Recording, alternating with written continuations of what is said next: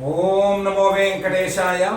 మాయాదేవి వరాగ్రజ, మాయామాత్రహరాగ్రజ, గోవింద గోవింద. షడ్భిర్భావానుగవికృతిభిస్త్వం విహీనః పరోసి, సర్గస్థేమ ప్రతిలయ కథా సంగతోసి శితాసి. పిత్రోర్బంధన్న సహస అథో వాసుదేవాభిధోసి, భీత్యాపేతః పరమపి జనిస్థానతో ధావితోసి అని శమనానుజయమునారయ శమనాగత గమనాశ్రయ జననావధిశైలేరత్వేన శ్రీనివాస పరమాత్మని భక్తిగా మనసులో భావించుకుని ప్రార్థించుకుంటూ శ్రీ శుక్లవారు ఉపదేశం చేసిన శ్రీమద్ భాగవతం యొక్క అధ్యయన కార్యక్రమాన్ని మనం ప్రారంభించుకుందాము. యథాప్రకారం ప్రార్థనా శ్లోకాలను చదువుకుని మంగళాచరణం చేసుకుందాము. శ్రీ గణేశ ప్రార్థనా. నఖేన జిత శుభ్రాంశుం మఖేన హితకామదం, ముఖేన హస్తినం దేవం సుఖే నమత సాదరం. శ్రీ గురు ప్రార్థనా. గురుర్బ్రహ్మా గురుర్విష్ణుః గురుర్దేవో మహేశ్వరః, గురుః సాక్షాత్ పరం బ్రహ్మ తస్మై శ్రీ గురవే నమః. శ్రీనివాస ప్రార్థనా. ప్రత్యక్ష విషయాభాయ పరోక్షాఖ్యాననామినే ప్రత్యక్షరూపమానాయ శ్రీనివాసాయ తే నమః. అథ సంకల్పః. అస్మాకం ఉపాత్త సమస్త దురిత క్షయ ద్వారా బుద్ధిశుద్ధ్యర్థం విద్యాభివృద్ధ్యర్థం భక్తిజ్ఞానవైరాగ్యాది తదనుకూల సర్వసంపత్సమృద్ధ్యర్థం శ్రీపరమేశ్వర ప్రీత్యర్థం శ్రీమద్భాగవత పాఠం కరిష్యామహే. అస్య శ్రీమద్భాగవత స్తోత్ర మహామంత్రస్య నారద ఋషిః బృహతి ఛందః శ్రీకృష్ణః పరమాత్మా దేవత బ్రహ్మబీజం భక్తిశక్తి జ్ఞానవైరాగ్యే కీలకం. అస్మాకం శ్రీమద్భగవత్ప్రసాదసిద్ధ్యర్థే పాఠే వినియోగః ధ్యానం నారాయణేన పురుషేణ చ పౌరుషేయం వ్యాసప్రసూతశుకభాషిత పౌరుషేయం సంసారఘోర ఘనధూర్హత పౌరుషేయం వేదాంతమాలపత భాగవతం ఋషేయం. శ్రీ గురుభ్యో నమః. వసుదేవుడు తన పసిబిడ్డని తీసుకెళ్ళి యశోద పక్కన పడుకోబెట్టాడు. యశోదకి అప్పుడే పుట్టిన యోగమాయని తీసుకొచ్చి దేవతకి దగ్గర పడుకోబెట్టాడు. ఈ మధ్యలో వసుదేవుడికి జరగవలసిన సౌకర్యాలన్నీ సహజంగా జరిగిపోయినాయి. ఎవ్వరికీ అనుమానం రాలేదు. వసుదేవుడు యథాపూర్వం తనకు కట్టిన సంఖ్యలని కట్టేసుకుని కూర్చుని ఉన్నాడు. ఇంతవరకు తృతీయాధ్యాయం విషయం అయితే 4వ అధ్యాయంలో శ్రీశుకులవారు మొదలుపెట్టి పైన ఏం జరిగింది అని చెప్తున్నారు. శ్రీశుక ఉవాచ. బహిరంతఃపురద్వారః సర్వాః పూర్వవదావృతాః తతో బాలధ్వనిం శ్రుత్వా గృహపాలాః సముత్థితాః అని. బహిరంతఃపురద్వారః, అంతఃపురంలోనూ బయట లోపల అన్నీ కూడా తలుపులన్నీ వాటంతట అవే మూసుకుపోయినాయి. సర్వాః, అన్ని ద్వారాలు మూసుకుపోయినాయి. పూర్వవత్, ఏమాత్రం అనుమానం రాకుండా ముందు ఎలా ఉందో అలాగే ఉండిపోయినాయి. ఆవృతాః, అన్నీ మూసుకుపోయినాయి, గడియలు పెట్టేసినాయి. అలాగే తాళాలు శృంఖలలు అన్నీ ఉన్నాయి. యథాపూర్వ స్థితి ఏర్పడింది. అందరూ యోగమాయ నిద్ర నుంచి కొంచెం బయటపడ్డారు. బయటపడినటువంటి సందర్భంలో అప్పుడే పుట్టిన ఆ పిల్ల కేరమంది. తతో బాలధ్వనిం శ్రుత్వా. ఆ పిల్ల కేరమన్నది మగపిల్లవాడు కేరమన్నాడో పిల్ల కేరందో ఎవరికి తెలియదు కదా. పసిపిల్ల శబ్దం వినిపించింది అని అనుకుని ఈ ద్వారపాలకులు గృహపాలాః సముత్థితాః ఒక్కసారి మేల్కొన్నారు. యోగమాయ కాస్తంత వేడింది, తర్వాత వినిపించింది యోగమాయా శబ్దం. ఆ తర్వాత వాళ్ళు మేల్కొన్నారు. బహిరంతఃపురద్వారః సర్వాః పూర్వవదావృతాః తతో బాలధ్వనిం శ్రుత్వా గృహపాలాః సముత్థితాః. తే తు తూర్ణముపవ్రజ్య దేవక్యా గర్భజన్మయత్ ఆచఖ్యుర్భోజరాజాయ యదుద్విగ్నః ప్రతీక్షతే. తేతు, వాళ్ళైతే వేరే ఏం ఆలోచించలేదు. తూర్ణం, వెంటనే లేచారు. లేచిన వాళ్ళు లేచినట్టు పరిగెత్తారు. ఉపవ్రజ్య, చేరారు. ఎక్కడికి చేరారు? కంసుడుండే చోటికి చేరారు. దేవక్యాహ గర్భజన్మ తత్, దేవకీ గర్భం నుంచి ప్రసవం అనేది జరిగింది అనే సంగతి చెప్పేశారు. ఆచక్ష్యవు చెప్పేశారు. భోజరాజాయ, భోజులకు రాజైనటువంటి కంసుడికి చెప్పేశారు. కంసుడు అప్పటికి నిద్ర లేకుండా ఈ అర్ధరాత్రి పూట ప్రతీక్ష చేస్తున్నాడు. యదుద్విగ్న ప్రతీక్షతే, ఇది నెలలు నిండిన దగ్గర నుంచి ఎప్పుడవుతుందో అని ఉద్విగ్నంగా ఎదురు చూస్తున్న కంసుడికి చెప్పేశాడు. తేతు తూర్ణముపవ్రజ్య దేవక్యా గర్భజన్మ తత్ ఆచక్ష్యుర్భోజరాజాయ యదుద్విగ్న ప్రతీక్షతే సతల్పాత్తూర్ణముత్థాయ కాలోయమితి విహ్వలః సూతీగృహమగాత్తూర్ణం ప్రస్ఖలన్ ముక్తం మూర్ధజ. అప్పటికి మంచం మీద కూర్చున్నాడు. పడుకున్నాడు అని కూడా సరిగ్గా తెలియట్లేదు. మంచం మీద కూర్చున్నవాడు కూర్చున్నట్టే తూర్ణముత్థాయ, వెంటనే లేచాడు. నిద్ర అయితే సరిగ్గా పోవట్లేదు. కాలోయం, నా మృత్యువు అనేది పుట్టింది అని అనుకున్నాడు. ఇది విహ్వల, భయంతో ఊగిపోయాడు. విహ్వల వెంటనే వేరే ఆలోచన చేయకుండా సూతీగృహం అగాత్, వెంటనే ఈ డెలివరీ ఎక్కడైంది అనుకున్నాడో అక్కడికి పరిగెత్తాడు. తూర్ణం, ఏమీ ఆలస్యం చేయలేదు. లేచిన వాడు లేచినట్టే పరుగులు పెట్టాడు. అది చాలా పెద్ద విషయం. లేచిన వాళ్ళు లేచినట్టే పాపం వాళ్ళు పరుగులు పెట్టలేరు. వాళ్ళు మహారాజులు కదా పాపం. మహారాజులు కాబట్టి ఏదో చెప్పులు వేసుకోవాలి, ఏదో చొక్కాలు వేసుకోవాలి, ఏవో నియమాలు ఉంటాయి. ఆ నియమాలు ఏం పాటించలేదు. వెంటనే పరుగులు పెట్టాడు. ఆ పరుగులు పెట్టడంలో తనకు ఉండేటువంటి ఉద్విగ్నత, ఎన్నో ఏళ్లుగా ఎదురు చూసినటువంటి క్షణం ఇది. తన మృత్యువు తన కళ్ళ ముందే పుడుతోంది, లేదా తన మృత్యువును తాను చూడబోతున్నాను అనేటువంటి ఒక ఉద్విగ్నత, లేదా తన మృత్యువును తాను ఏదో చేయబోతున్నాను అనేటువంటి ఒక ఆవేశం. ఆ ఆవేశంలో ప్రస్ఖలన్, అడుగడికి జారి పడుతున్నాడు.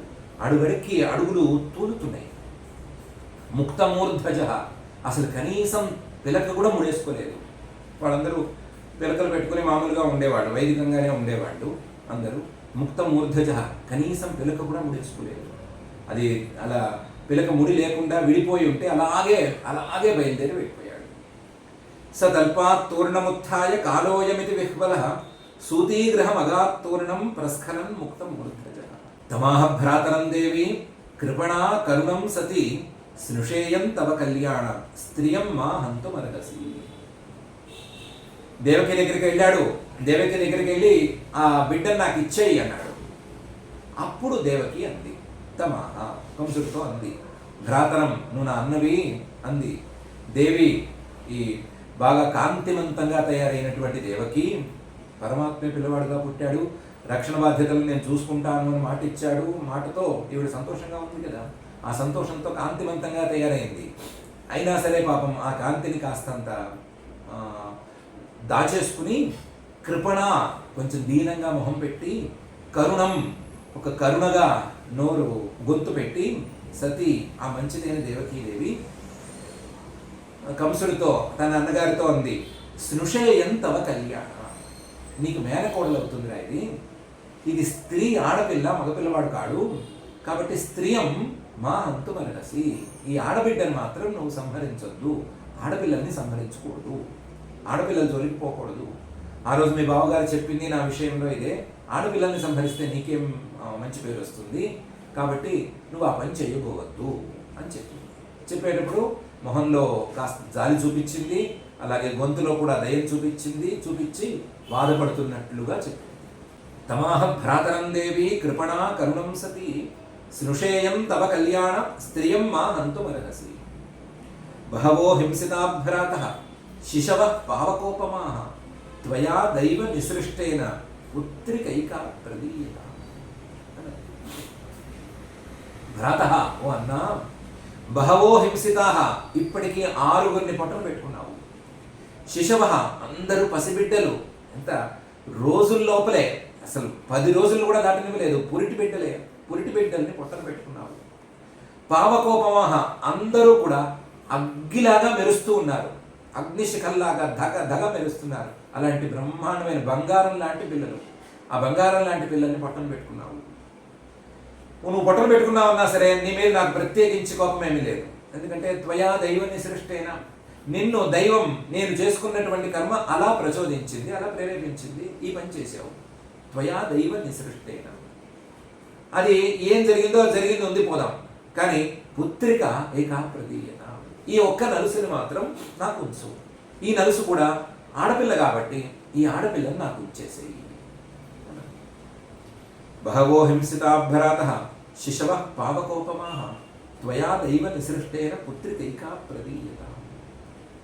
నన్వహంతే హ్యవరజ దీనా హతసుతా ప్రభో దాతుమర్హసి మందాయాః అంగేమాం చరమాం ప్రజాం అని కూడా ఉంది. నన్వహం, నీకు గుర్తుందో లేదో, తే అవరజ, నీకు చెల్లెలవుతాను నేను, ఈ హడావిడిలో పడి మర్చిపోయావో ఏమో, దీనా, చాలా దీనంగా అడుగుతున్నా నేను, హతసుత, ఇప్పటికే 7 పిల్లలు పోయి 7వ గర్భం పోయి 6 పిల్లల్ని నువ్వే పొట్టలు పెట్టుకోగా వాళ్ళు పోయి చాలా ఇబ్బందుల్లో ఉన్నాను ప్రభో, నువ్వు మాకందరికీ రాజువి, ఎందుకంటే రాజుగారి బిడ్డవి కాబట్టి ధాతు అర్హసి, ఈ కడపటి ఆడబిడ్డనైనా సరే నాకు కనీసం ఇప్పు, నాకు దక్కనిప్పు. మందాయాహ, నాకు ఇంతకంటే భాగ్యం లేదు, నాకున్న భాగ్యం ఇదే, 8 పిల్లల్లో ఒకే ఒక ఆడపిల్ల మిగలటం అనేది నాకున్న భాగ్యం, కనీసం ఈ భాగ్యానికైనా నన్ను నోచుకొని. అంగా, ఓ నా అన్న, చరమాం ప్రజాం దాతు అర్హసి, నాకు చూస్తే ఇది కడపటి బిడ్డ అని అనిపిస్తోంది, మీరు నాకు పిల్లలు పుడతారని అనిపించడం లేదు, కాబట్టి ఈ కడపటి బిడ్డనైనా కనీసం నాకు దయచేయి అని ప్రార్థించి. నన్వహంతే హ్యవరజ దీనా హతసుతా ప్రభో దాతు మరగసి మందాయా అంగేమాం చర్మాం ప్రజా అని వేడుకుంటే ఈయన ఎలా వ్యవహరించాడు కంసుడు అనే విషయాన్ని శ్రీశుకుల వారు చెప్తున్నారు. శ్రీశుక ఉవాచ ఉపగుహ్యాత్మజామేవం రుదత్యా దీన దీనవత్ యాచితస్తాం వినిర్భర్స్య హస్తాదాచిచ్చిదే ఖలః. ఉపగుహ్య, కంసుడు లాక్కుంటాడేమో అని బిడ్డని దగ్గరికి హక్కుని చేర్చుకుంది. ఆత్మజాం, తన పిల్లే అన్నట్టుగా దగ్గరికి చేర్చుకుంది. తన పిల్ల కాదని ఎవరికీ తెలుసు, తన పిల్లవాడు పుట్టాడు, ఆయన పరమాత్మ, ఆయన ఏదో వసుదేవుడికి చెప్పాడు, వసుదేవుడేమో ఆయన చెప్పినట్లు ఏదో చేశాడు, పిల్లలు మారిపోయారు, పిల్లల మార్పిడి జరిగింది అని ఎవరికీ తెలుసు, కానీ తన పిల్లలాగా ఆవిడ గట్టిగా పట్టుకుంది. ఏవం రుదత్యాహ, ఏడ్చింది. దీన దీనవత్, దీనుల్లో కల్లా దీనురాల్లాగా, దీనులే చూస్తే ఈవిడ దేన్యం చూసి కరిగిపోవాలి, అలా ఏడ్చింది. ఈవిడికి తెలుసు ఇది తన బిడ్డ కాదు, ప్రత్యేకించి పరమాత్మ యొక్క సంకల్పంతో జరుగుతోంది, ఈ పిల్లకేమీ హాని జరగదు అని అన్నీ తెలుసు. సుమారుగా యోగమాయే ఈవిడ అనే విషయం కూడా తెలిసే ఉన్నట్టుంది, అది కూడా తెలుసు. కానీ దీనవత్, దీనంగా అతి దీనంగా ఏడ్చి కూడా వద్దు వద్దు వద్దు అని వెంటపడింది. లేదా కంసుడికి సందేహం వస్తుందేమో అని భయపడింది. అన్నీ తెలిసిన ఏడుపు ఎలా వచ్చింది అని ప్రశ్న ఎవరికీ రాదు. ఆడవాళ్ళు కదా, ఎలా ఉన్నా ఏడవటం అనేది మామూలే, ఏడుపు కావాలంటే వస్తుంది, పిలిస్తే వస్తుంది, వద్దంటే ఆగిపోతుంది కదా. ఎంత తత్వజ్ఞానం అయినా ఆవిడ స్త్రీనే కదా, కాబట్టి కావాలనుకుంది, ఏడుపు వచ్చేసింది, ఆపదలుచుకున్నప్పుడు ఎప్పుడో ఆపుతుంది. ఏడ్చింది. ఎంత ఏడ్చినా సరే, యాచిత, ఎంత అడుక్కున్నా సరే, తాం వినిర్భర్స్య, చీ ఏదో మాట్లాడుకో అని విసుక్కుని హస్తాదాచిచ్చిదే, చేతి నుంచి లాక్కున్నాడు. కలహ, ఈ కంసుడు దుర్మార్గుడు, కంసుడికి ఇవన్నీ తెలియవు కదా, ఆడబిడ్డ అంటే వదిలేసేయచ్చు కదా, తనకి మృత్యు అనేది మగబిడ్డ నుంచి కదా ఉంది, పొంచి ఉంది, మగబిడ్డ కాదు కదా, ఇది ఆడబిడ్డ కదా, ఆడబిడ్డ అయితే వదిలేసేయచ్చు కదా, అలాంటి వాడు కాడు. కలహ, అతి దుర్మార్గుడు, అందువలన కంసుడి వైపు నుంచి చూస్తే దుర్మార్గంగా లాగేసుకున్నాడు. ఉపగుహ్యాత్మజామేవం రుదత్యా దీనవత్ యాచితస్తాం వినిర్భర్స్య హస్తాదాచిచ్చిదే ఖలః. తాం గృహీత్వా చరణయోః జాతమాత్రాం స్వసుసుతాం అపోథయచ్చినాపృష్ఠే స్వార్థోన్మీలిత సౌహృదః. నోటితో చెప్పరాని శ్లోకం ఇది, అయినా సరే కొంచెం జాగ్రత్తగా చెప్పుకోవాలి. ఆ పసిబిడ్డ కాళ్ళు నిజానికి 2 కాళ్ళు పట్టుకోవాల్సిన కాళ్ళు. యోగమాయ శ్రీమన్ మహావిష్ణువు యొక్క చెల్లెలు పార్వతీ అమ్మవారు ఆవిడ కాళ్ళవి పట్టుకుంటే మంచిదే, కానీ ఇతను పట్టుకుని తల్లకిందులుగా వేలాడదీశాడు. తాం గృహీత్వా చరణయోహో. ఇది ఎప్పుడు అర్ధరాత్రి లేదా అపరరాత్రి, ఇదంతా ఎంతసేపట్లో జరిగిందో మనకు తెలియదు, కానీ మొత్తం మీద అపరరాత్రి, పుట్టి ఎక్కువసేపు కాలేదు. జాతమాత్రం, అప్పుడే పుట్టినటువంటి పసిబిడ్డని 2 కాళ్ళు పైకెత్తాడు. స్వసుస్తుతాం, ఇదేమి శత్రువు పిల్ల కాదు, తన చెల్లెలు కూతురు, బాబాయ్ కూతురే కావచ్చు, చెల్లెలే కదా, ఆ చెల్లెలు కూతురు స్వసుస్తుతాం తీసుకుని అపోథయ శిలా పృష్ఠే, తన బలమంతా ఉపయోగించి ఈ 2 కాళ్ళు ఎత్తి పట్టుకున్నాడు కదా, పట్టుకుని ఆ పిల్లని బలమంతా ఉపయోగించి ఒక రాతికేసి విసిరి కొట్టాడు. ఇంత పని ఎలా చేయగలిగాడు అంటే స్వార్థోన్మీలిత సౌహృద, తన స్వార్థంతో ఎవ్వరి మీద స్నేహం ఉంచుకోకూడదు అనే కఠినమైన ఆసుర నిర్ణయాన్ని తీసుకున్నాడు. నా ప్రాణాలు ఉండాలి అంటే ఎవరి ప్రాణాలు పోయినా పర్వాలేదు అనేటువంటి నీచమైన నిర్ణయాన్ని తీసేసుకుని ఉన్నాడు. దానివల్ల ఇది నా మేనకోడలని కానీ, దీని తల్లి నా చెల్లెలు అవుతుందని కానీ, ఇలా చేస్తే బంధువుల్లోనే ఇలా చేస్తే మంచిది కాదని కానీ, అసలు ఇలాంటి తప్పులు చేయకూడదని కానీ ఏమీ లేకుండా స్వార్థోన్మీలిత సౌహృద తన బలమంతా ఉపయోగించి బండరాతి మీదకేసి నేలకేసి కొట్టాడు. తాం గృహీత్వా చరణయోహో జాతమాత్రాం స్వసుసుతాం అపోథయ శిలాపృష్ఠే స్వార్థోన్మీలిత సౌహృద. కొడితే కొట్టించుకోవడానికి ఆవిడ వచ్చిందా, ఆవిడ సా తద్ధస్తాత్ సముత్పత్తియ సద్యోదేవ యంబరంగత అదృశ్యతానుజా విష్ణో సాయుధాష్ట మహాభుజ. సా వచ్చిన యోగమాయాదేవి తద్ధస్తాత్ ఎప్పుడైతే తన బలమంతా ఉపయోగించి విడిచిపెట్టాడో, ఆ బయటికి వస్తూనే సముత్పత్తియ ఎంత బలంతో ఇతను నేలకేసి కొట్టాడో అంతకంటే రెట్టింపు వేగంతో నేలను తాకకుండా సద్యోదేవి అంబరంగత వెంటనే ఆకాశానికి ఎగిసింది. నేలకేసి బలమంతా వేసి విసిరి కొట్టాడు. కొడితే ఎంత బలంగా కొట్టాడో అంతకంటే ఎక్కువ రెట్టింపు బలంతో, ఎవరో బంతి సిద్ధాంతం ప్రకారం ఎవరో బంతి నేలకేసి కొడితే పైకి ఎగురుతుందంటారు కదా, అలా అంతకంటే వేగంగా బంతి కింద పడకుండా పైకి లేచి ఆకాశంలోకి వెళ్ళిపోయింది. సద్యోదేవ్ యంబరంగత. ఏమిటిది ఇలా జరిగింది అని ఆశ్చర్యంగా పైకెత్తి చూస్తే అదృశ్యత కనిపిస్తుంది. ఎలా కనిపించింది? అనుజా విష్ణు, శ్రీమన్ మహావిష్ణువు యొక్క చెల్లెల్లాగా కనిపించింది. సాయుధాష్ట మహాభుజ, 8 చేతులతో కనిపించింది. 8 చేతుల్లోనూ 8 ఆయుధాలను పట్టుకుని మరీ కనిపించింది. ఆయుధాలతో నిన్నేదో చేస్తాను అని చూపుడు వేలుతో బెదిరించడం అని కాదు, 8 ఆయుధాలతో 8 చేతులతో బెదిరించడానిక అన్నట్లుగా 8 చేతులతో 8 ఆయుధాలను ధరించి పైకి వెళ్ళి అక్కడి నుంచి కనిపించింది. సా తద్ధస్తాత్ సముత్పత్య సద్యోదేవి అంబరంగత అదృశ్యతానుజా విష్ణో సాయుధాష్ట మహాభుజ. దివ్యస్రగంబరాలేప రత్నాభరణ పూషిత ధనుశూల ఇషు చర్మాసి శంఖ చక్ర గదాధర. పసిపిల్లలు లేదు పైకెళ్తే దివ్యస్రక్, దివ్యమైన భూలోకంలో దొరకనటువంటి దివ్యమైనటువంటి పూమాలను ధరించింది. అంబర, దివ్యమైనటువంటి వస్త్రాలను ధరించి ఉంది. అదో అమ్మవారు కదా, పట్టు చీరలు, కంచి పట్టు చీర, ఆ పట్టు చీర కట్టుకోవడం కాదు, స్వర్గంలో దొరికే లేదా అంతకంటే పై లోకాల్లో ఉండేటువంటి వస్త్రాలను ధరించింది. ఆలేప, గంధం పూసుకునింది, ఎర్ర గంధం పూసుకునింది. రత్నాభరణ భూషిత, రకరకాల రత్నాలతో చేసిన ఆభరణాలతో చాలా అందంగా ఉంది. చాలా ఒకవైపు అందంగా ఉంది, మరొక వైపు కంసుడు లాంటి వాళ్ళకి భయంకరంగా ఉంది. 8 చేతులతో ధనుశూల, 2 చేతులతోనేమో ఒక చేత్తో విల్లంబులు పట్టుకుంది, మరొక చేత్తో శూలం పట్టుకుంది, ఒక చేత్తోనేమో ఇషు, ఇందాక విల్లు మాత్రమే, ఇప్పుడు ఇషు బాణం మాత్రం పట్టుకుంది. చర్మ అంటే కవచం లాంటి దాన్ని ఒకదాన్ని పట్టుకుంది, దాలు లాంటి తోటి పట్టుకుంది. అసి అలాగే కత్తి పట్టుకుంది. శంఖ చక్రాలు 2 ధరించింది. శ్రీమన్ మహావిష్ణువు చెల్లెలు కదా, నారాయణి వైష్ణవి కదా ఈవిడ, కాబట్టి శంఖ చక్రాలను ధరించింది. గదాధర, గదను కూడా పట్టుకుంది. దేంతో మోదినా సరే నువ్వు అయిపోతావు అని బెదిరించడానికి అన్నట్లు 8 ఆయుధాలతో దిగింది. 8 ఆయుధాలతో పైకి ఎగిసింది.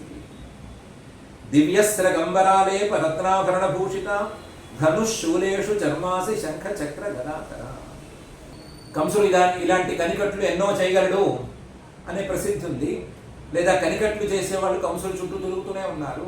కాబట్టి ఆ కనికట్టుల్లో ఏదో కనికట్టు అనుకుంటాడేమో అనుకుని ఒక ఏర్పాటు కూడా చేసుకుంది.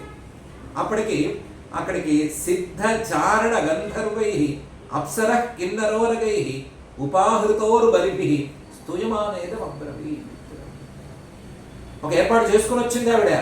ఏంటి, నేను ఆకాశంలోకి ఎగుస్తాను, 8 బాహువులతో 8 ఆయుధాలు పట్టుకుని ఉంటాను, అప్పటికి మీరందరూ పూలు గట్రా పట్టుకొచ్చేసేసేయండి, పట్టుకొచ్చి నాకు సమర్పించుకోండి అని చాలామందికి చెప్పు వచ్చింది ఆవిడ.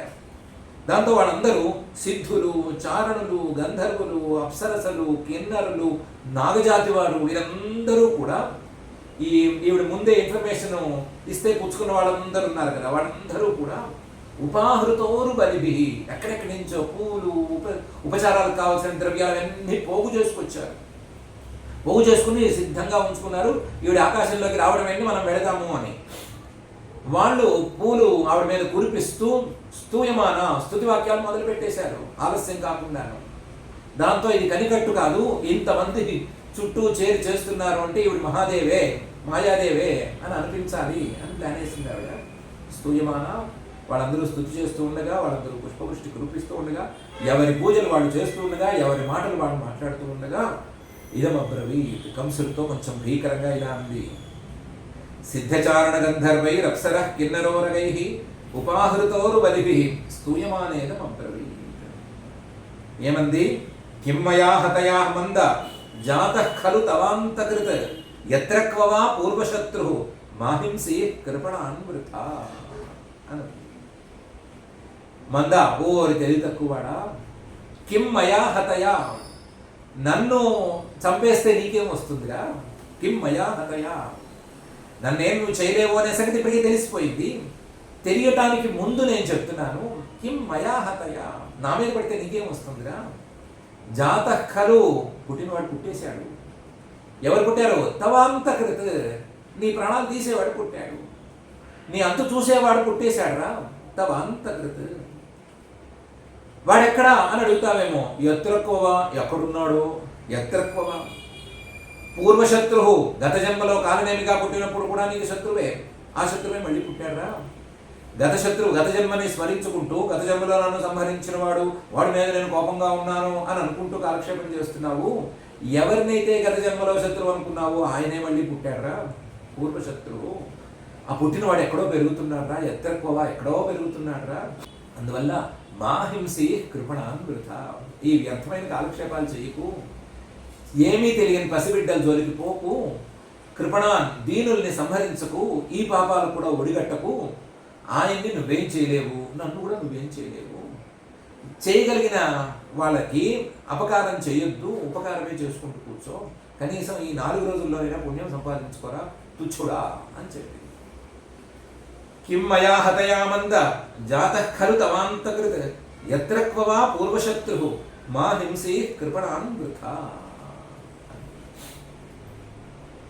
ఎలాగో మాయాదేవి కదా మాట్లాడింది, ఏం మాట్లాడిందో వేరే అర్థంలో ఇంకోసారి చూసుకుందామా? చూసుకుంటే ప్రతి వాళ్ళు మాయని పోగొట్టుకోవాలి, మాయని తొలగించుకోవాలి అంటారు కదా. మాయని తొలగించుకుంటే మీకేం వస్తుంది? మాయ తొలగితే ఏం ఉపయోగము? కిం మయా హతయా మంద, నన్ను తొలగించుకోవటం అనే దాని మీదే బుద్ధి పెడితే మీకేం దక్కుతుంది? నన్ను తొలగించేవాడు ఒక ఆయన ఉన్నాడు, ఆయన్ని తెలుసుకునేందుకు ప్రయత్నం చేయాలి. జాతః ఖలు తవాంతకృత అంటే తవ అనే పదం తీసేస్తే నన్ను తొలగించేవాడు ఒకడు ఉన్నాడు. ఆయన ఎప్పుడో పుట్టేశాడు, ఎప్పుడో ఉన్నాడు, ఎప్పటి నుంచో ఉన్నాడు, శాశ్వతంగా ఉన్నాడు. అలాంటి వాడు ఎక్కడున్నాడంటే ఎత్రక్కువగా, నాకు మాత్రం ఏం తెలుసు? మీకే తెలియంది నాకేం తెలుస్తుంది? మీరా ఆయన యొక్క స్వరూపాలు, ఆయన యొక్క రూపాలు పోని మీ స్వరూపం ఆయనే మీకు తెలియకపోతే నాకు పూర్తి విరుద్ధంగా ఉండేటువంటి ఆయన నాకు మాత్రం ఏం తెలుస్తాడు? ఎత్రక్కువ పూర్వశత్రువు. ఇలా ఎంతో మంది జీవులు ఆయన్ని తెలుసుకుని నన్ను పోగొట్టుకున్నారు, కాబట్టి నాకు శత్రువే ఆయన. శత్రువే అంటే నాకు ఆయనకి చిన్నపాటి విరోధం ఉంది. ఆయన కనుక సరిగ్గా తెలిస్తే, ఆయన సరిగ్గా వెలిగితే నేను పనిచేయను ఇంకాను. అలాంటి పూర్వశత్రువు. మాహింసి కృపణాన్ వృథా, ఆయన తెలుసుకోవడానికి ప్రయత్నం చేయండి అన్న ఆయనల్లారా. మిగతా అక్కర్లేని ఏదో హింస చేసుకుని ఏదో ముక్కు బిగపట్టామా, లేకపోతే కాళ్ళు బిగపట్టామా, కూర్చున్న చోటు నుంచి లేవలేదా, అదే ఇదే అని అక్కర్లేని పనులు చేయమాకంటరా అని కూడా చెప్పినట్టు అనిపిస్తోంది. కంసుడిని చూసి చెప్తోంది కానీ కాన్సన్ట్రేషన్ ఎంతో కొంత మన మీద ఉన్నట్టుంది. అందుకని ఈ రకంగా పలికింది.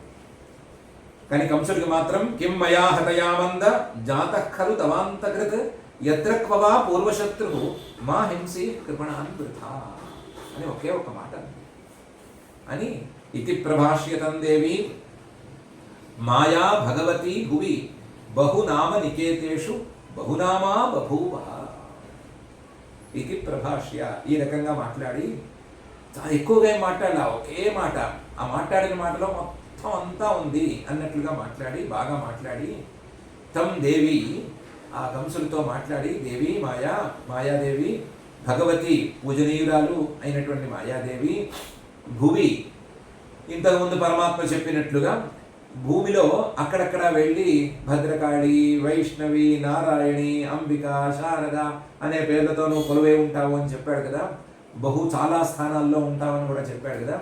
ఏ పేరుతో ఎక్కడెక్కడ సెటిల్ అవ్వాలో చూసుకుని బహునామ నికేతేషు వేరువేరు పేర్లతో వేరువేరు స్థానాల్లో సెటిల్ అయిపోయింది. బహునామా చాలా పేర్లతో ఉండేటువంటి క్షేత్రాలలో హాయిగా సెటిల్ అయిపోయింది. బహువ ఆయన చెప్పినట్లుగానే వేరువేరు పేర్లతో వేరువేరు రూపాలను ధరించి వేరువేరు క్షేత్రాల్లో నిలబడి ఉంది. ఇది ప్రభాష్యతం దేవి మాయా భగవతి భువి బహునామ నికేతేషు బహునామా బభూవ. ఇంతవరకు ఈ దేవి వ్యవహారం పూర్తయింది. ఈరోజు తొందరగా పూర్తి చేసుకుందాము అని అనిపిస్తుంది. ఎక్కువసేపు అవ్వకపోయినా సరే ఈ 13 శ్లోకాలతో పూర్తి చేసుకుందామని అనిపిస్తుంది. ఈరోజు ప్రత్యేకించి విశేషం కూడా ఏమి కనిపించడం లేదు.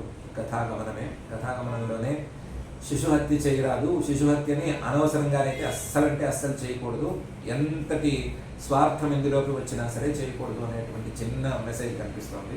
మనలాంటి వాళ్ళకి కనీసం చేయవలసిన మెసేజ్ ఇది కూడా ఉపదేశం కూడా కాదు. మనం అలాంటి వాళ్ళ జోలికి పోము. అలాంటి వాటి జోలికి పోయేటువంటి సందర్భంలో ఇలాంటి మాటలు గుర్తుపెట్టుకుంటే సరిపోతుంది. వేరు సందర్భాలు ఏమైనా వస్తే గుర్తుపెట్టుకుంటే సరిపోతుంది. ప్రత్యేకించి విశేషమైన మెసేజ్ అంటే ఏమి కనిపించడం లేదు. కాకపోతే ఆ మాయాదేవి పరమాత్మ చెప్పినట్లుగానే కంసుడికి ప్రత్యక్షమయ్యి అష్టభుజాలతో బెదిరించి మరి అక్కడి నుంచి వెళ్ళిపోయింది అనేటువంటి విషయం మాత్రమే ఉంది.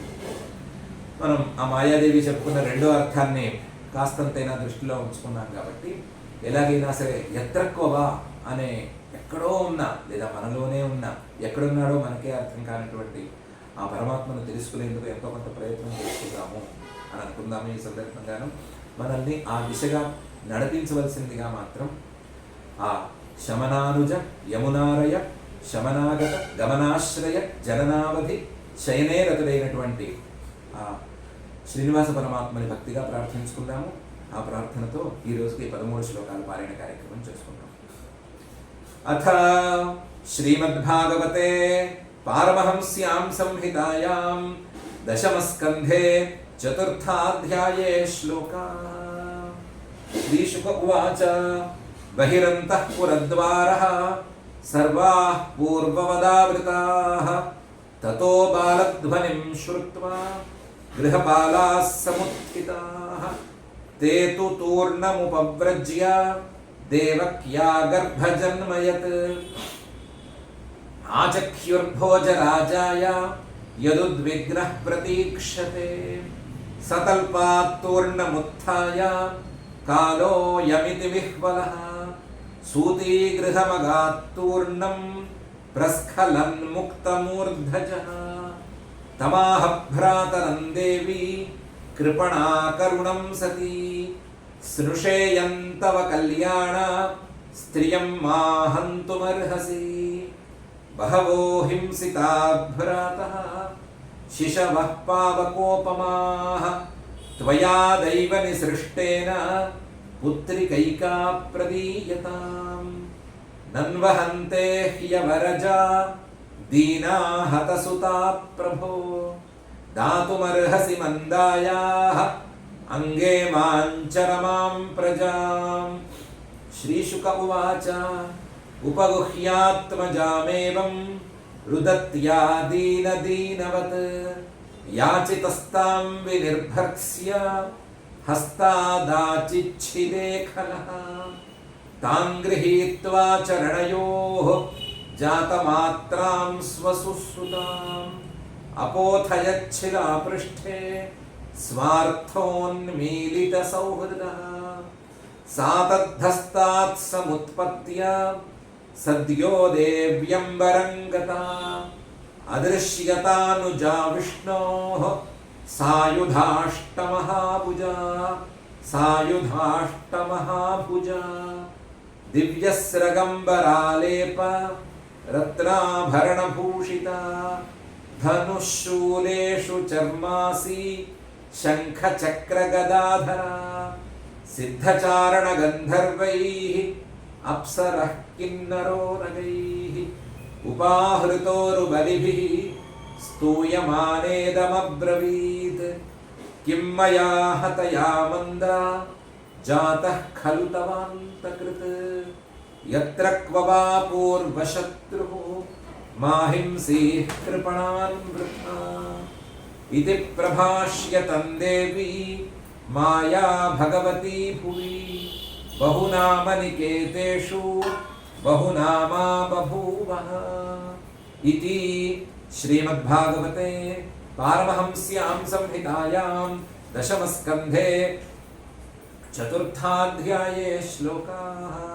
अथ क्षमा प्रार्थना यदक्षरपदभ्रष्टं मात्राहीनं च यद्भवेत् तत्सर्वं क्षम्यतां देव नारायण नमोऽस्तु ते।